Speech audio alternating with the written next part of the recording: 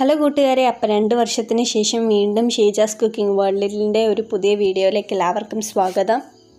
ഇന്നപ്പം നിങ്ങളുടെ മുന്നിലേക്ക് കൊണ്ടുവരുന്ന റെസിപ്പി എന്ന് വെച്ച് കഴിഞ്ഞാൽ നാടൻ ചിക്കൻ കറിയാണ്. എല്ലാവർക്കും ഉണ്ടാക്കാൻ അറിയാം, എന്നാലും ഞാനിവിടെ ഈ വീഡിയോ ഷെയർ ചെയ്യുകയാണ്. ആദ്യമേ തന്നെ ചിക്കൻ വേവിക്കാനായിട്ട് മഞ്ഞൾപ്പൊടി ഇട്ട് വെച്ചിട്ടുണ്ട്. ചിക്കനിൽ നിന്ന് തന്നെ വെള്ളം ഇറങ്ങില്ല, ഇച്ചിരി വെള്ളം ആഡ് ചെയ്ത് ആദ്യം. അത് കഴിഞ്ഞിട്ട് വേറൊരു പാനിലോട്ട് ഇച്ചിരി എണ്ണ ഒഴിക്കുന്നുണ്ട്. എണ്ണ ഒഴിച്ച് എണ്ണ തിളച്ച് വരുമ്പോഴത്തേക്കിനും നമ്മൾ അതിനകത്ത് നെക്സ്റ്റ് കടുകാണ് ഇടുന്നത്.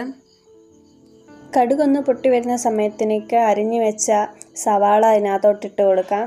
എന്നിട്ട് അത് അടി പിടിക്കാതെ മിക്സ് ചെയ്തുകൊണ്ടിരിക്കാം.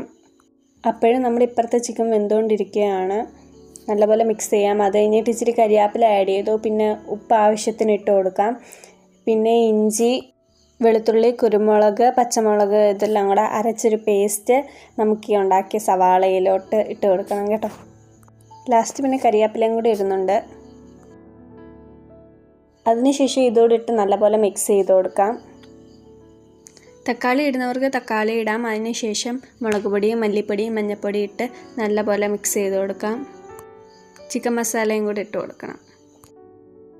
ഇത് നിങ്ങൾ വീട്ടിൽ ട്രൈ ചെയ്ത് നോക്കണം. പിന്നെ ഈ റെസിപ്പി ഇഷ്ടപ്പെടുകയാണെങ്കിൽ സബ്സ്ക്രൈബ് ചെയ്ത് സപ്പോർട്ട് ചെയ്യണേ കൂട്ടുകാരെ.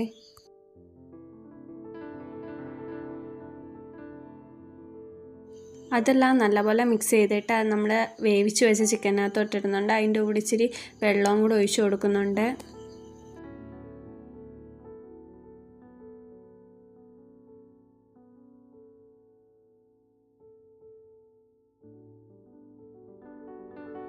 വെള്ളം ഒഴിച്ച് കഴിഞ്ഞിട്ട് നമുക്കിത് വേവാനായിട്ട് മാറ്റി അടച്ച് വെക്കാം.